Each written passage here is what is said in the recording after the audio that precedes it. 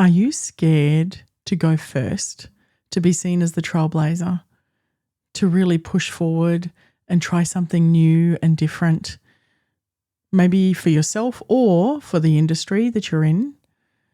For a lot of us, we play it safe in our business because for a lot of us, trying something different and out there can often be tied to our nervous system. It can feel really scary. It can feel discombobulating. It can feel like you're going and doing something that hasn't quite been tested by anybody else yet, and you can't quite work out whether it's a right or wrong decision to make. So it really is one of these kind of things that not everyone does. A lot of people will play it safe and they'll just skirt around the edges of trying something different. But what I've noticed with working with a lot of trailblazers, change makers, disruptors, these people that want to really be on the edges of innovation and creativity. And the reality is that they're already on the edges anyway with the type of work that they produce, the type of impact that they create for their clients. They're already on the edges. And what I find interesting is that when you then start working with them to get them to step closer to the edge with even their positioning, communicating their point of difference, that part can feel somewhat scary because there's almost like a norm of what we kind of expect with, our copy, our website, our photos, our brand positioning, how we introduce ourselves, all of that. There's almost like this etiquette that we follow. And yet in our business and in our way that we deliver our work, a lot of us are trying to be innovative and do something that feels really different and exciting and interesting. But marketing often falls short of that. Branding often falls short of that.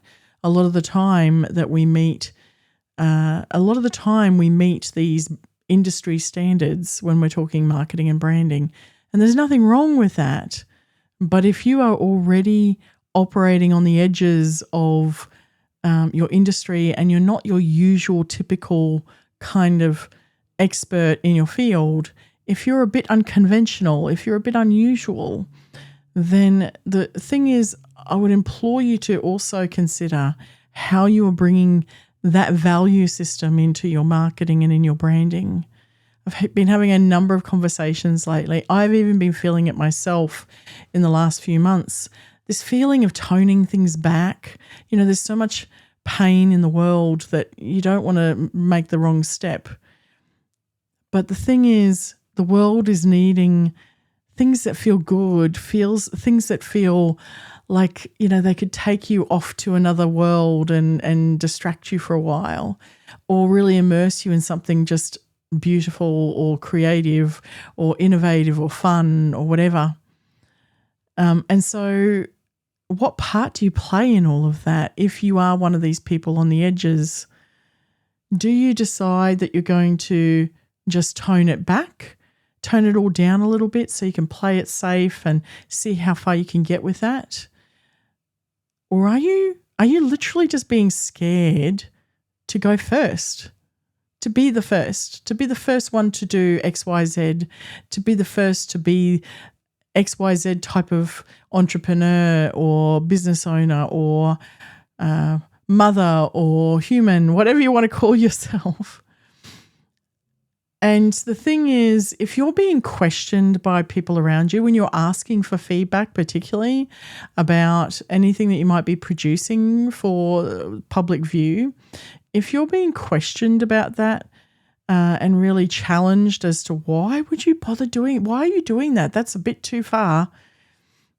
That's almost like a red flag to go, right, how far can we go even further than that? Because that's a real signal that you are being disruptive. And in this current state of the world, disruption is actually not a negative. It's not some sort of signal that, danger is approaching. It is a signal that you're thinking differently and being different in how you're presenting yourself. And that can only be a good thing. but it challenges you because it takes you out of your whole confidence system of what you think is right and wrong and what you think you should be doing. So you almost have to ignore all those triggers and all those warnings that are coming up for yourself and kind of push ahead in a sense and actually back yourself. And it might be for the first time ever, or it might be that you have to just keep on backing yourself until. So this is my reminder to you in that, if you aren't sparking a conversation with your business, with your brand, with your marketing, with your sales, with your conversations with people out there in the world, then you won't be converting. You just won't be. You'll be silent and you'll be invisible and you'll be still, and things might be peaceful for you, but they won't exactly be moving in the right direction for you and your business. So I wonder how you could embrace more of your weird brilliance, take advantage of your point of difference, and get to a point where you actually do trigger people saying, "Oh, are you sure? Are you sure you should go that far? I think it's a bit much, don't you think? I want more of that. Can I have more of that, please? Yes, thanks. How about you? You want more of that?" Let's do this. Let's actually ask for more. Are you really sure you want that, Louise? Hell yeah.